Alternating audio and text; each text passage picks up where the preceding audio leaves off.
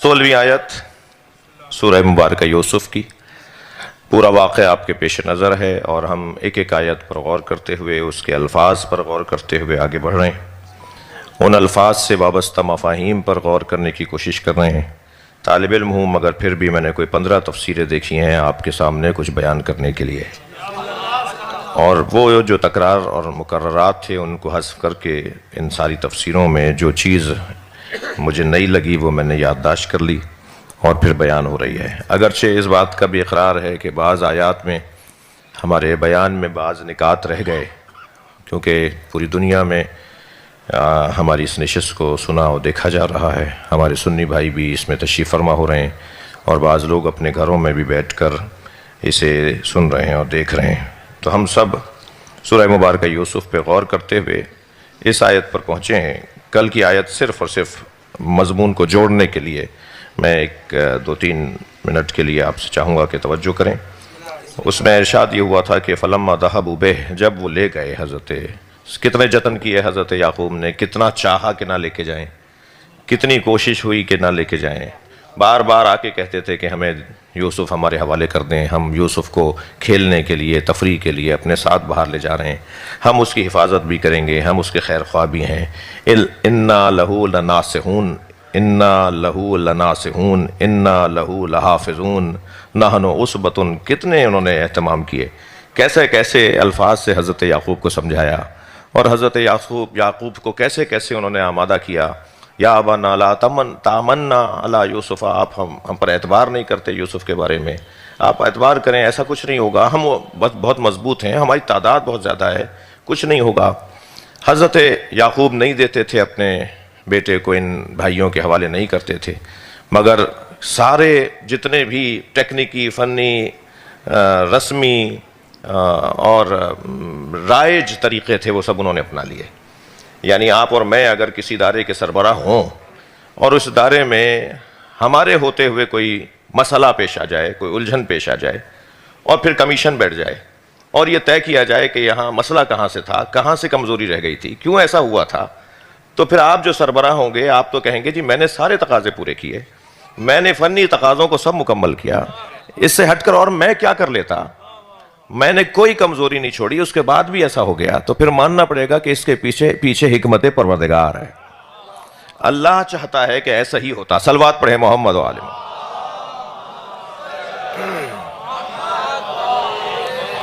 اور آپ دیکھیے کہ یہاں وہ سارے طریقے انہوں نے اپنائے، اور پھر آخر میں آ کر انہوں نے کہا کہ آپ ہمیں ہمارے حوالے کریں، ہم اس کو لے جائیں گے اور یہ بالکل سالم واپس لوٹے گا۔ مگر اب قرآن کیا کہہ رہا ہے؟ قرآن کہہ رہا ہے کہ حضرت یوسف کے لے جانے پر بات جب ہوئی تو حضرت یعقوب نے کہا مجھے خوف ہے کہ کہیں سے بھیڑیا نہ کھا جائے، اور تمہارے ہوتے ہوئے میرے بچے کو بھیڑیا کھا جائے۔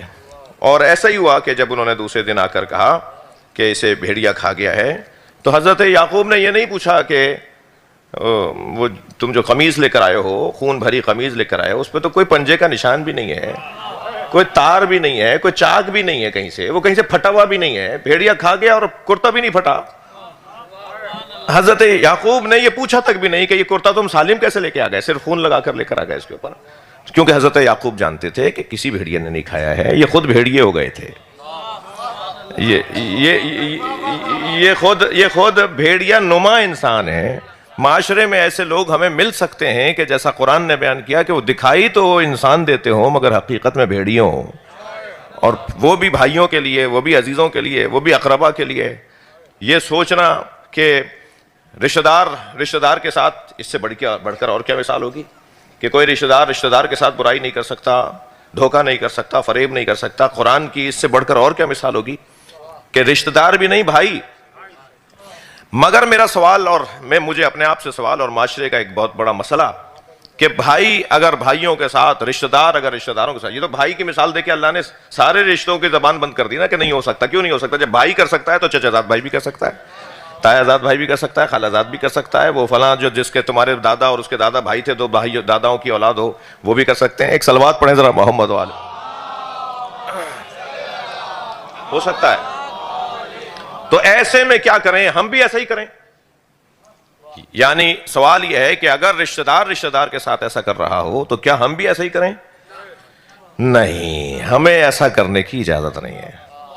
اسے خود جواب دینا ہے مرنے کے بعد، اور مرنے کے بعد کیا اسے یہیں جواب دینا ہے. یہ جو انہوں نے کہا نا قرآن مجید میں، جب یہ حضرت یوسف کو وہاں چھوڑ کر آ گئے، کنویں میں پھینک کر آ گئے، چھوڑ کر تو نہیں پھینک کر آ گئے، تو انہوں نے اپنے لیے کیا کہا؟ انہوں نے اپنے لیے کہا انا اذن لخاسرون، ہم نے بڑا نقصان کیا. یہ کم نقصان ہے کہ 1400 سال بعد آج بھی مذمت ہو رہی ہے. اتنی طویل مذمت ان کی ہو رہی ہو، اس سے بڑھ کر اور کیا نقصان ہوگا؟ تو رشتہ دار جب رشتہ دار کے ساتھ برائی کرے گا تو اس کی مذمت تو ہونی ہے، مگر اس رشتہ دار کو کیا کرنا ہے جس کے ساتھ زیادتی ہو رہی ہو؟ حضرت یعقوب نے نکالا کیوں نہیں بچوں کو گھر سے؟ مار کر آ گئے تھے حضرت یوسف کو، گھر سے نکال دیتے، آئندہ چہرہ بھی نہ دیکھتے. انہی کے ساتھ رہ رہے ہیں حضرت یعقوب، جنہوں نے حضرت یعقوب کو رلایا. بعض روایات کے مطابق 17 سال روئے ہیں حضرت یعقوب. جنہوں نے سال ہائے سال حضرت یعقوب کو رلایا، وہ بھائی تو ساتھ رہ رہے تھے، وہ تو ساتھ رہ رہے تھے. پھر اور آگے بڑھیے، حضرت یعقوب نے تو علم نبوت سے ہٹ کر اگر ہم سوچیں، ایک تقاضۂ بشری کے تحت حضرت یعقوب نے تو منظر نہیں دیکھا تھا، لیکن حضرت یوسف نے تو منظر دیکھا، ان پہ گزرا. مگر جب یہ دربار میں آئے، جب وہ عزیز مصر بنے، اس وقت حضرت یوسف کا کیا رویہ تھا؟ صلوات پڑھیں بآواز بلند تر. بہت بڑا پیغام ہے یہ، احسن القصص ہے. اللہ نے کہا ہے کہ اس واقعے سے سیکھو. کچھ بھائیوں نے ایک بھائی کے ساتھ ایسا کیا، اور وہ بھائی کیا کر رہا ہے؟ وہ بھائی جب دربار میں یہ پہنچے ہیں تو بھائیوں کے ساتھ وہی سلوک جو بھائی کو کرنا چاہیے.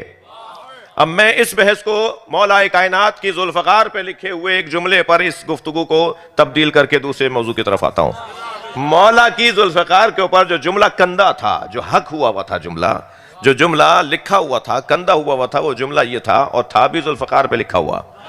خیال رہے ذوالفقار پہ لکھا ہوا ہے، اور وہ بھی علی کی ذوالفقار پہ لکھا ہوا ہے، جس کے اندر کبھی بھی ماند نہیں پڑتی وہ تلوار، اس کی دھار کبھی ختم نہیں ہوتی، اس کی چمک کبھی ختم نہیں ہوتی ہے، ہزاروں سال بعد بھی امام زمانہ کی منتظر ہے.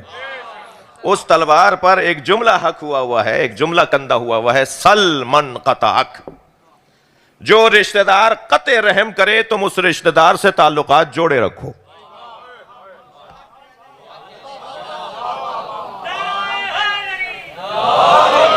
بھائی اس سے زیادہ اور قطع رحم کیا ہوگا جو سورہ یوسف میں بیان ہوا ہے؟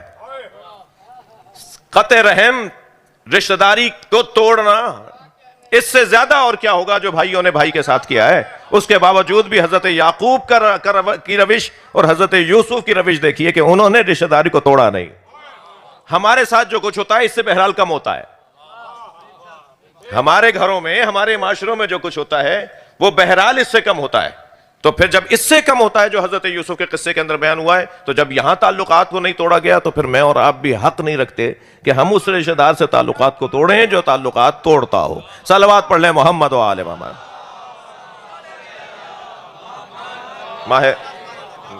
ماہ مبارک رمضان ہے، اصلاح معاشرے کا مہینہ ہے، سماج کے اصلاح کا مہینہ ہے.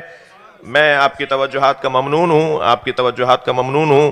یہاں ارشاد ہو رہا ہے اس سے پہلے والی آیت میں، 15ویں آیت میں، کل والی آیت جس پہ ہم 2 دن تقریباً رکے رہے، اس پہ آج رکنا نہیں ہے. لیکن فلما ذهبوا به، جب بھائی، یہ سارے بھائی حضرت یوسف کو لے گئے، وَاجْمَعُوا أَن يَجْعَلُوهُ فِي غَيْبَاتِ الْجُبِّ، اور انہوں نے اجماع کر لیا. تھوڑی گردن ہلا دیجئے، تھوڑی گردن ہلا دیجئے بھائی، آپ مجلسی لوگ بیٹھے ہوئے ہیں. اس کا مطلب یہ ہے کہ باطل پہ اجماع ہو سکتا ہے، غلط بات پر اجماع ہو سکتا ہے. قرآن نے کہا ہے کہ انہوں نے اتفاق کیا. صلوات پڑھیں محمد و آل محمد.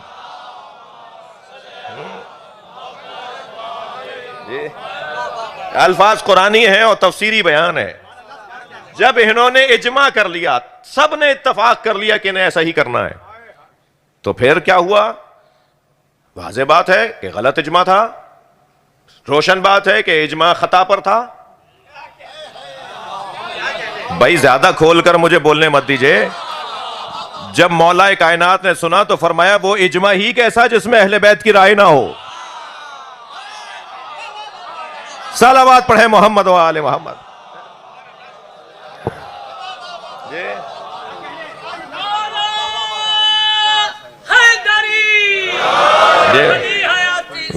وجمعو انہوں نے سب نے اجماع کیا کیا ان یجعلوہ فی غیبات الجب، اسے کنویں کی تہ میں پھینک دیتے ہیں، کنویں کے اندر پھینک دیتے ہیں۔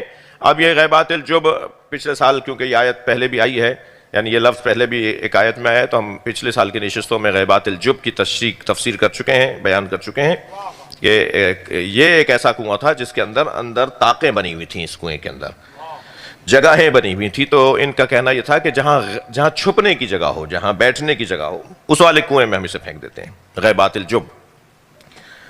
وَأَوْحَيْنَا إِلَيْهِ، ادھر بھائیوں نے یہ کیا، ادھر اللہ کہہ رہا ہے ہم نے یوسف پر وحی کی، اور کیا وحی کی؟ لَتُنَبِّئَنَّهُمْ بِأَمْرِهِمْ، متوجہ کیا کہ ان بھائیوں نے کیا کیا ہے اور تمہارے ساتھ کیا ہوگا۔ ان بھائیوں نے کیا کیا ہے؟ کل جناب منور عالم صاحب صحافی محترم نے، ادیب محترم نے ایک سوال کی طرف توجہ دلائی کہ حضرت یوسف کے حسن کے حوالے سے تو کچھ بات ہونی چاہیے کہ حضرت یوسف کا حسن ایک استعارہ ہے، ایک کنایہ ہے، اور ایک حسن یوسف ایک جو ہے وہ مثال ہے، استعارہ ہے، مثال ہے، اور لوگ کسی کے حسن کی اگر تعریف کرنے لگتے ہیں تو حضرت یوسف کے حسن، تو یہ حسن ایک مزیت تھی حضرت یوسف کی، ایک فضیلت تھی، ایک کیفیت تھی، ایک جمال تھا، ایک آپ کی صفات میں سے ایک صفت تھی۔ تو یہ جو حسن تھا نا حضرت یوسف کا، تو بعض بچے بھی جب اپنا کچھ ناک منہ ذرا چھوٹا بڑا دیکھ رہے ہوتے ہیں تو اس بچے کی طرف توجہ کرتے ہیں کہ ہم اس جیسے کیوں نہیں ہیں، اور وہ بچہ ہم سے زیادہ خوبصورت کیوں ہے، اور اگرچہ یہ اللہ کا کرم ہے کہ بد سے بدصورت بھی آئینے کے سامنے اللہ کا شکر ادا کرتا ہے کہ مجھ سے زیادہ کوئی حسین ہی نہیں ہے۔ تو اللہ نے یہ اپنی مخلوق کو مطمئن رکھا ہے کہ ہر شخص اپنے بارے میں مطمئن ہے، ورنہ تو لڑائیاں شروع ہو جاتی ہیں۔ اب کسی کی ناک کان تو کاٹ کے اپنے یہاں لگائی نہیں جا سکتی، تو کچھ ہو تو سکتا نہیں تھا۔ تو مگر یہ جو کیفیت ہے نا حسن کی، تو بعض جن کے ہاں حسن کی کمزوری ہو، وہ حسن سے حسین لوگوں سے حسد کر رہے ہوتے ہیں، تو ان کو میں ایک پیغام دینا چاہ رہا ہوں۔ جناب منور عالم صاحب کے ایک جملے سے جو مجھے ایک بات ذہن میں آئی ہے وہ میں عرض کر رہا ہوں کہ مت حسد کیا کرو، مت۔ بھائیوں نے بھی تو یہ کیا نا، ان سارے بھائیوں سے زیادہ حسین تھے حضرت یوسف، تو بھائیوں نے ایک سبب ان کے ساتھ جو کچھ ہوا، اس کا ایک سبب ان کا حسن تھا، تو حسن لینے کی تو کوشش کوئی کرے، اور حسن کے جو پھر تقاضے ہیں، پھر مصیبتیں ہیں، پھر حسن کی پریشانیاں ہیں، پھر حسن کے مسائل ہیں، پھر حسن کے مصائب ہیں، کہاں کہاں حضرت یوسف کے حسن نے انہیں پریشان نہیں کیا۔ وہاں بھائیوں نے کنویں میں پھینکا، وہاں زلیخا نے زندان میں ڈلوایا، یہ سارے مسئلے حسن ہی کے تھے۔ صلوات پڑھیں ذرا نبی کی ذات پر۔ کتنی پریشانیاں اٹھائیں حضرت یوسف نے اس حسن کی وجہ سے۔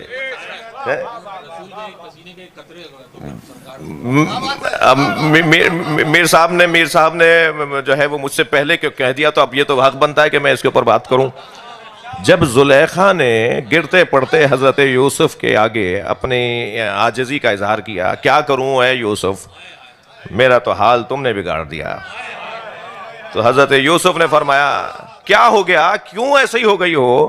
تو کہنے لگی حسن و وجہ کا یا یوسف۔ اچھا، حسن پر حسن یہ ہے کہ یہ حضرت یوسف اور زلیخا کا مکالمہ امام جعفر صادق بیان کر رہے ہیں۔ کمال یہ ہے کہ امام جعفر صادق ایسے بیان کر رہے ہیں جیسے ان کے زمانے کا واقعہ ہو۔ ہم جس دروازے سے جڑے ہوئے ہیں، مجھے اور آپ کو فخر کرنا چاہیے، وہ دروازہ وہ ہے جو اللہ سے جڑا ہوا ہے۔ اہل سنت کے بڑے معتبر نام امام اعظم ابو حنیفہ سے ان کے شاگرد نے آ کر کہا کہ جب آپ نبی کا قول سناتے ہیں تو کہتے ہیں ان فلان ان فلان ان فلان ان رسول اللہ قال، فلاں نے فلاں سے سنا اور فلاں سے فلاں نے سنا، اور انہوں نے رسول اللہ سے کہ انہوں نے فرمایا۔ لیکن جب جعفر صادق کہتے ہیں تو کہتے ہیں قال رسول اللہ، وہ بیچ کے راویوں کا ذکر ہی نہیں کرتے۔ تو امام اعظم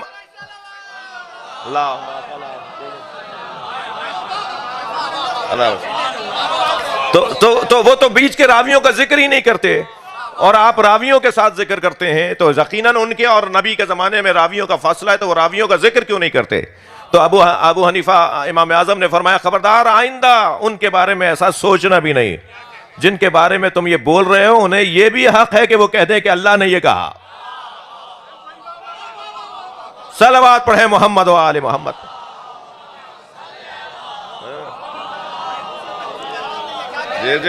اب حسن پر حسن یہ ہے کہ اس داستان حسن کو حضرت امام جعفر صادق نے بیان کیا ہے. فرماتے ہیں کہ جب زلیخا نے حضرت یوسف سے یہ اظہار کیا اپنی محبتوں کا تو انہوں نے فرمایا تمہارا یہ کیا حال ہو گیا, کیوں ایسی ہو گئی ہو؟ تو کہنے لگیں کہ حسن و وجہ کا یا یوسف, اے یوسف تمہارے چہرے کے حسن نے میرا یہ حال کر دیا. تو حضرت یوسف نے ایک لمحے کے لیے توقف فرمایا اور فرمایا کیفا وجدت نبیا کانا فی آخر الزمان کانا احسن منی وجہا احسن منی خلقا احسن منی خلقا یقال لہ محمد.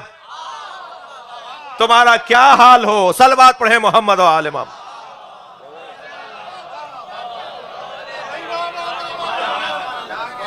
تمہارا کیا حال ہوتا اگر تم آخری زمانے میں آنے والے نبی کو دیکھ لیتی, جن کا حسن بھی مجھ سے زیادہ, جن کا خلق بھی مجھ سے اچھا, جن کی شکل مبارک روح مبارک بھی مجھ سے زیادہ اچھی, اگر تم نے انہیں دیکھ لیا ہوتا جنہیں اس زمانے میں محمد پکاریں گے. اللہم صلی علی.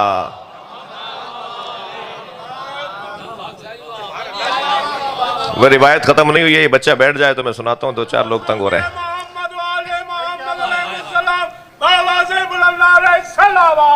اللہم صلی علی محمد. تو جب یہ حضرت یوسف نے بیان کیا اور زلیخا نے سنا کہ آپ ایک نبی کا ذکر کر رہے ہیں اور ان کے بارے میں الفاظ بھی کیسے کہ تمام تر حقیقتوں اور حقائق کا اظہار, تو کہنے لگی زلیخا کہنے لگی کہ صدقتا یا یوسف, تم نے سچ کہا, وہ تم سے زیادہ حسین ہے, وہ تم سے زیادہ خوبرو ہیں, وہ تم سے زیادہ با اخلاق ہیں. فرمایا کیفا علمت, اب وہ الفاظ جو امام جعفر صادق کے ہیں, کیفا علمت انی صدقتو, تمہیں کیسے پتا چلا میں سچ کہہ رہا ہوں؟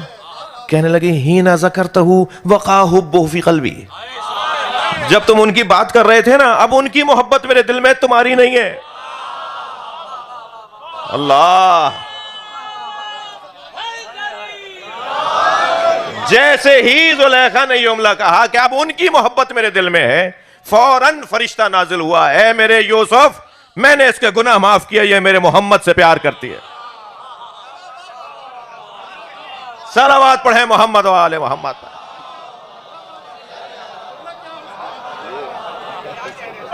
آپ لوگوں, آپ کی سماعت مجھے آمادہ کرتی ہے, ایک اور صلوات نبی اور آل نبی پر. اور پھر وہی نازل ہوئے, اے یوسف میں نے اس کے گناہ معاف کیے اس لیے کہ یہ میرے محمد سے محبت کرتی ہے. ایک جملہ ضرور کہوں گا, یا اللہ ہم کسی نبی کے گناہگار نہیں ہیں. زلیخا تو ایک نبی کی گناہگار تھی, تو نے مصطفیٰ کے صدقے میں اسے معاف کر دیا. یہ سارا مجمع تجھ سے معافی مانگتا ہوں, تیرے علی اور محمد سے پیار کر. صلوات پڑھیں محمد و آل محمد پر.